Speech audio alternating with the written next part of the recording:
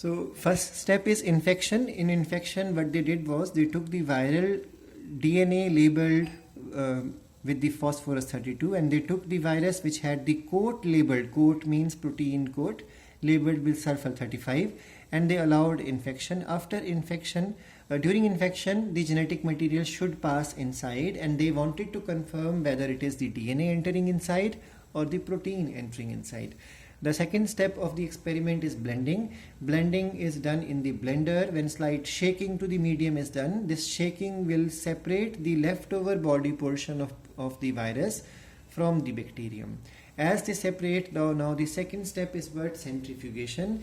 During centrifugation, the pellet is going to separate from the supernatant. So what is pellet and supernatant? Let's understand these terms. When we perform centrifugation, light things will go to the top and the heavy things will come to the bottom.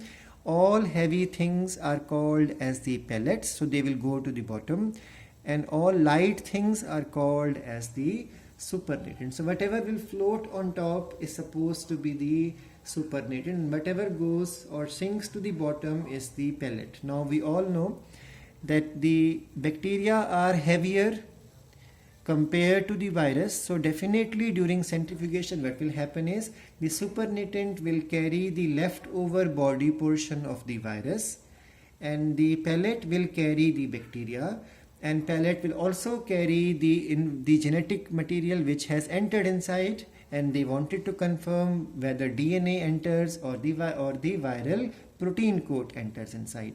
So after centrifugation, the next thing which is missing as a head, otherwise it is explained in NCERT, is detection of the radiations. Now the next step was to detect radiations, because radiation should be of this category in this experiment, phosphorus 32, sulfur 35 in this experiment.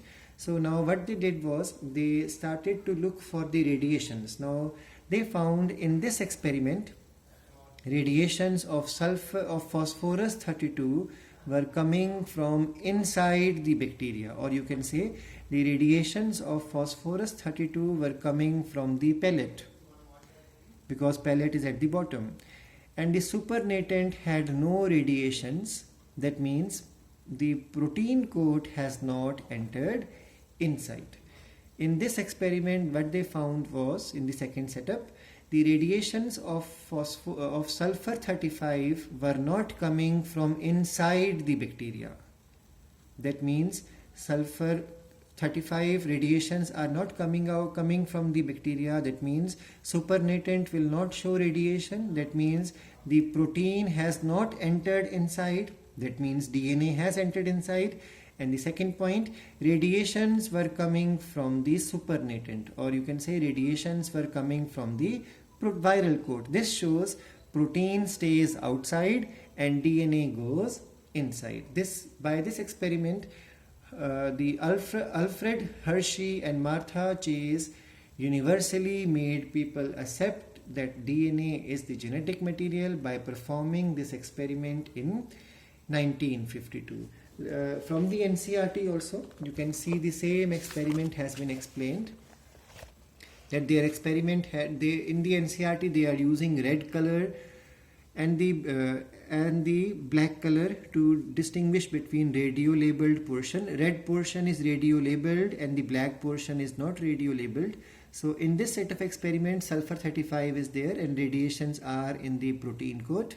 And in this set of experiment, phosphorus 32 radiations are present in the DNA. First step is infection. Second step is blending. Third step is centrifugation. And from this centrifugation, when detection of radiation was done, no radiations of sulfur 35 were detected in the bacteria, but radiations were coming from supernatant. This means that protein does not enter inside bacteria during infection. This means DNA enters inside, protein does not enter inside. And to further confirm, in the second setup it was clear that the radiations of phosphorus 32 were detected inside the bacterial cell.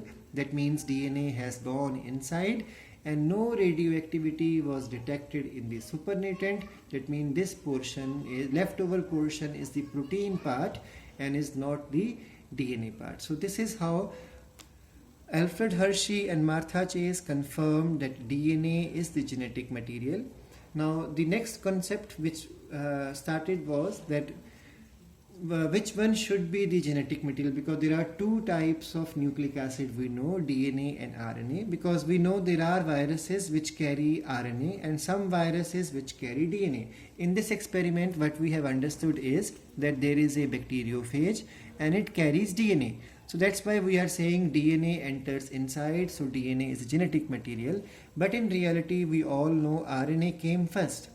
So that means RNA was the first genetic material and slowly it mutated to give rise to a more stable and less reactive type of molecule called as DNA, because DNA is far more stable and less reactive, so it is able to conserve information and pass on as such generation after generation. When you pay attention to the properties of DNA, you will find DNA is a better candidate as a genetic material compared to RNA. RNA is better to function because it is quite reactive. That's why protein formation, process of splicing, there are so many activities in the bio concept which all work around RNA. So RNA is reactive and unstable, so it is the best candidate for expression.